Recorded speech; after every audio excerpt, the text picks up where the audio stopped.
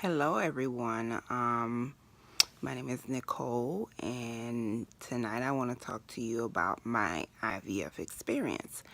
I tried posting a video before, and unfortunately I was unsuccessful, so I figured, why not do a live recording and speak to you guys, and from there you'll get to know me and find out more about this experience that I'm going through.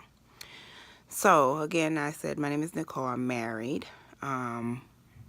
We have a son already. And during our pregnancy, we found out that we were both carriers of sickle cell. And during that period, of course, it was stressful. And the doctors told us that there would be a good chance that our son would have sickle cell. So, long story short, we had him. He was tested, and lo and behold, he has sickle cell. So moving forward, fast forward to present time, we were told that if we wanted to have any more kids, we would have to go via IVF. That wasn't an issue for me because I'm already in the medical field, which is not good as a patient, and but I was really informed about this situation because I started to inform myself with the whole sickle cell thing, and I also wanted to just be all around informed and have all the tools and knowledge in my hands, so we know what would be the next decision to make. So we decided to go with, after how many years now? 6 years now. He's now 7. 7 years now, we decided to go ahead and go with IVF.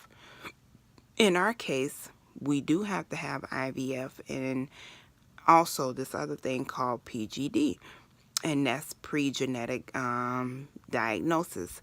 And with that test, you're able to find out any predisposed genetic complication that the child may have, and one of the things is sickle cell. So with that being said, there's also another test called HLA matching, and with that testing, that also helps with our helps match the new embryo's blood type and cells to our current son, and it helps for bone marrow transplant in the future if we should want that, which we do because that's has been known to be successful, and it's the only known cure right now for sickle cell anemia. Thank God for the past 4 years, I would say 3 to 4 years, our son hasn't had any crisis because he's been on this medication called hydroxyurea, and it's helped him tremendously, and he hasn't had any crisis. But because we're his parents right now, we make sure that he takes his medications on time, and we're on top of things. We make sure he's hydrated.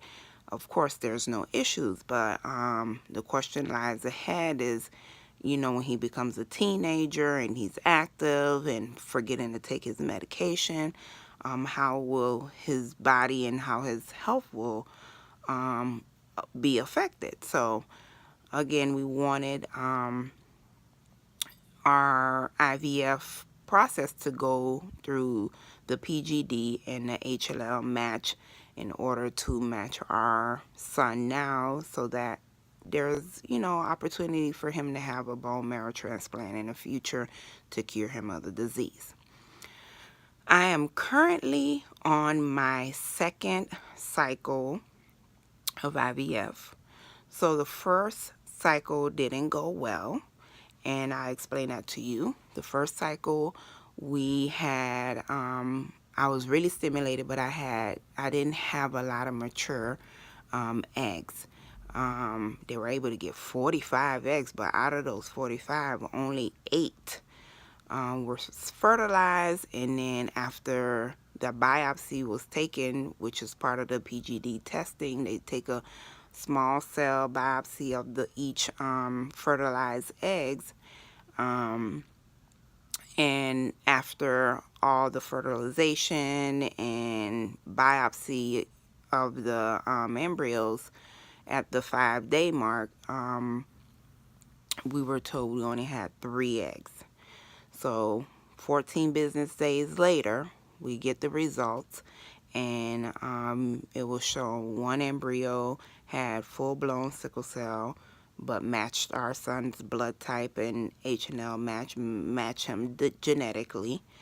The other one didn't match him and had sickle cell trait, so that wouldn't be good for us, nor was the first one.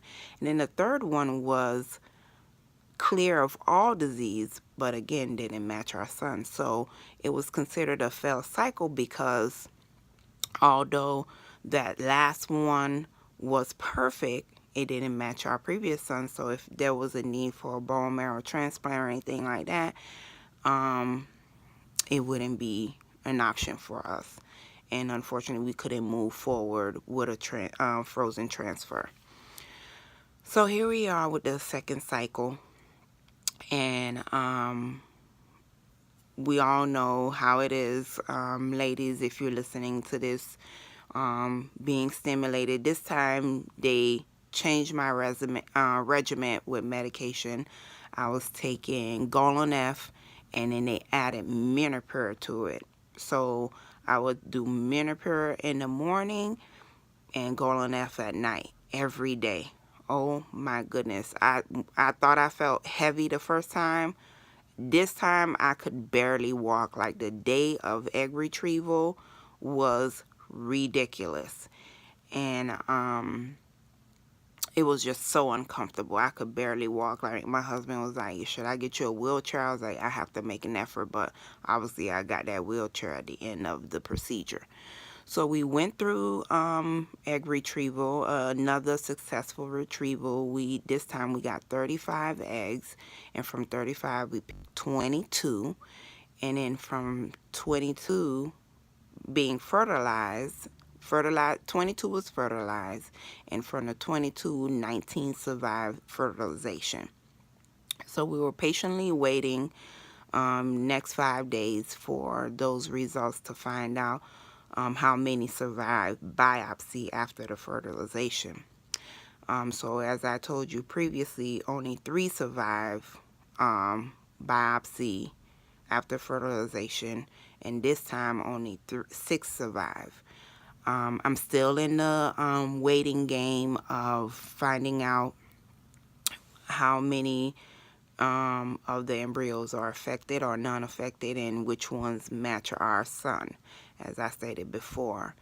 And it's tough because I'm definitely a A-type personality. Like, I need to know, and I must say, I have to admit it, I want to control things. I want to be able to plan and do this and guess when I could possibly be having this baby or possibly be pregnant. But unfortunately, I can't control anything, and I have to wait, and I have to be patient. So one of the main reasons why I'm doing this video is because I couldn't find anything about this. I found multiple videos about women going through IVF, egg retrieval, pregnancy, all this stuff, but nothing about IVF, the PGD, and matching, and sickle cell, anything related. If I typed in sickle cell on YouTube, it would tell me about the disease process, the cures, and all the different stuff. Nothing really IVF related with the different testings, new testings that they have now to help you identify the genetic dispositions that your future embryo, future infant should have. And I wanted to do this because not only I feel a little relief, a little stress, I'm able to talk to you about it, but I'm also doing it for other women that could be going through this and they have no idea of what they should expect or anything like that. And I hope to continue doing this as I go through this process and up until the very moment I actually have the kid, the child, hopefully one or two. However, I'm not being picky, because this process is definitely something tough that you go through. You feel so alone and you feel like no one really understands, no one really gets what you're going through. So I hope this video was helpful. I plan on adding more videos in the future. I know some of the videos I've seen, they're so creative. They put music overlay, they have words, and you know, their edit is amazing. I don't have that. I'm sorry. But I'm giving you my heart and soul, and I'm pouring out my situation to you, and I hope you can appreciate this message and what I'm going through. Maybe I even do this like a little journal. How am I feeling today and what I'm going through, what my body's going through, and all this stuff. Maybe I'll do that as well, maybe once a week until I figure things out. But I want to take you all on this journey. Obviously, we missed the past couple of weeks. I could have recorded the egg retrieval, how I felt then at that time, but usually when I'm not in a good mood and I'm in pain, I am not a happy camper. I call myself a Krabby Patty, and I wouldn't want to share that with you guys. It's very, very tough. And again, you ladies that are going through this, you know exactly how I feel and what I'm going through. And for you, those who are planning to go through IVF, it's not easy, but there's only one goal to have a happy, healthy, beautiful baby, and that's it. And that's what we share. And one of the things we share, that main goal, to just have a happy, healthy baby.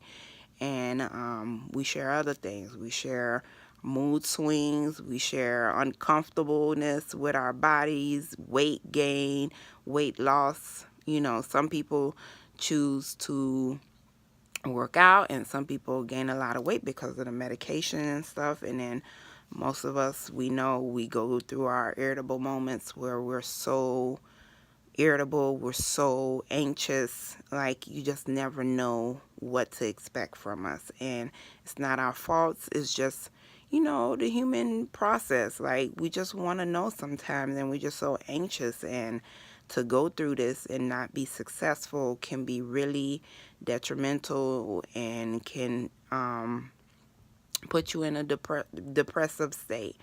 So with that being said, I would say, you know, turn to YouTube, write your journals, work out, eat healthy.